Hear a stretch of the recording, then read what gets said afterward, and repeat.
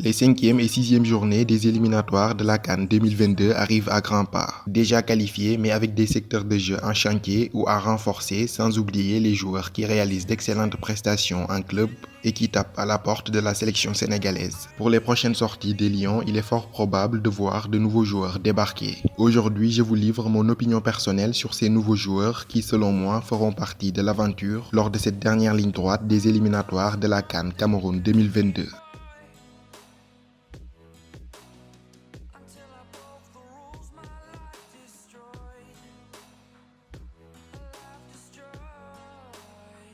Si Edouard Mendy et Alfred Gomis se sont imposés depuis 2 ans comme les deux indéboulonnables de la sélection sénégalaise, l'identité du troisième gardien qui les accompagne a souvent été le grand mystère. Bingourou Kamara du Racing Club de Strasbourg avait enchaîné les convocations entre octobre et novembre. Il pourrait toutefois perdre sa place dans le groupe sénégalais en raison de son manque de temps de jeu. Promu numéro 1 en début de saison suite à la blessure de Matt Sells, Kamara avait enchaîné les titularisations en début de saison mais ses blessures à répétition ont finalement profité au japonais Kawashima, qui est désormais installé dans les cages strasbourgeoises. Le natif de Longjumeau n'a pas discuté la moindre minute en club depuis novembre 2020 pour des raisons qu'on a évoquées précédemment. Derrière Edouard Mendy et Alfred Gomis, l'un des gardiens sénégalais les plus compétitifs du moment, c'est sans aucun doute Seny Dieng, qui est devenu un titulaire indiscutable avec les Queen's Park Rangers en seconde division anglaise. À l'heure où cette vidéo est enregistrée, Seny Dieng compte à son actif 29 matchs en championship sur 31 possibles et 8 clean sheets. Grande révélation de cette saison où il est au top de sa forme, le gardien sénégalais de 26 ans est même suivi par beaucoup de clubs de première ligue anglaise.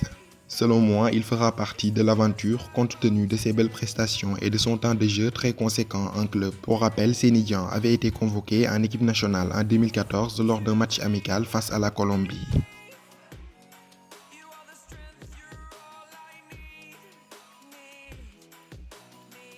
Qui pour accompagner Kalidou Koulibaly dans l'axe de la défense sénégalaise, le débat fait rage depuis la mise à l'écart de Kara Mbodj. Le rendement de Cheikhou Kouyaté et de Salif Sané a beaucoup été critiqué depuis la dernière CAN et des renforts s'imposent dans ce compartiment du jeu. Si les Lions peuvent compter sur le prometteur défenseur central de l'Olympiakos Ousseynou Ba, auteur d'un bon match face au Maroc, la potentielle arrivée d'Abdoulaye Diallo du Paris Saint-Germain pourrait faire beaucoup de bien. Récemment, le joueur parisien a ouvert la porte à la sélection sénégalaise, un appel du pied qui n'est pas tombé dans l'oreille d'un sourd. En effet, Sayer Seck, le vice-président de la Fédération sénégalaise de football, a confié que la FSF fera ce qu'il faut au moment opportun. Et je vois Abdou Diallo débarquer en sélection dès ce mois de mars. Malgré son statut de remplaçant au Paris Saint-Germain, sa venue sera doublement bénéfique au Sénégal. En plus d'apporter de la concurrence dans l'axe de la défense sénégalaise, Abdou Diallo pourrait en outre être le latéral gauche qu'Aliou Cissé cherchait tant. Polyvalent et capable de jouer aux deux postes, il offre plusieurs choix à Aliou Cissé. En parlant d'options, le Sénégal en aura moins sur les flancs suite à la blessure de Moussa Wagué, ce qui fait de la convocation d'Abdou Diallo un impératif.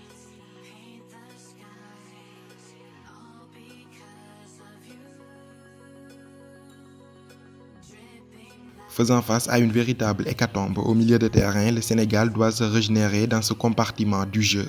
En effet, en rejoignant l'Arabie Saoudite, Pape Aliou Ndiaye et Alfred Ndiaye ont sans aucun doute fait leurs adieux à la sélection. Quant à Henri Saivet, il est porté disparu depuis le début de la saison. 0 minutes à son actif en première ligue avec les Magpies de Newcastle. À la base, milieu défensif, Cheikhou Kouyaté et ces dernières années plus défenseur central que milieu axial. Sans oublier le rendement douteux de Krépin Diatta, plus à l'aise dans les flancs qu'au milieu de terrain.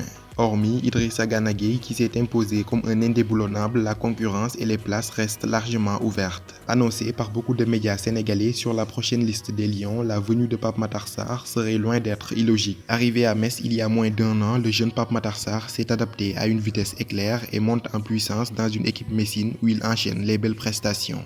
D'ailleurs, Pape Matar Sarr a été auteur d'un magnifique but en Coupe de France il y a quelques jours, son 3e toute compétition confondue depuis son arrivée à Metz. Jeune milieu de terrain prometteur, propre techniquement, doublé d'un excellent tireur de coups de pied arrêtés, il apportera sans aucun doute plus de variété dans une entrejeu du Sénégal plus rigoureux que créatif.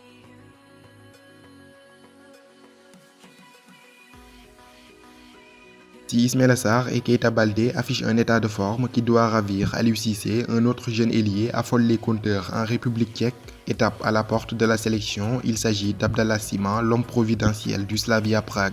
Cette saison, le jeune attaquant sénégalais de 20 ans a planté 11 buts en championnat. Non content de briller sur la scène nationale, Abdallah Sima terrorise également les défenses en Ligue Europa, 4 buts en 8 matchs, dont un décisif face aux Anglais de Leicester. Avec la situation délicate de Sada Thioub à Angers et la disette offensive d'Opanguet, je vois bien Abdallah Sima entraîner sa première sélection avec les Lions du Sénégal. C'est déjà la fin de cette petite analyse sur les prochains renforts du Sénégal. N'hésitez pas à me donner vos avis en commentaire. Quant à moi, je vous donne rendez-vous à très bientôt pour de nouvelles vidéos. D'ici là, portez-vous bien et n'oubliez pas de vous abonner à Footgalsen 10 pour ne rien rater de l'actualité du football sénégalais. À bientôt.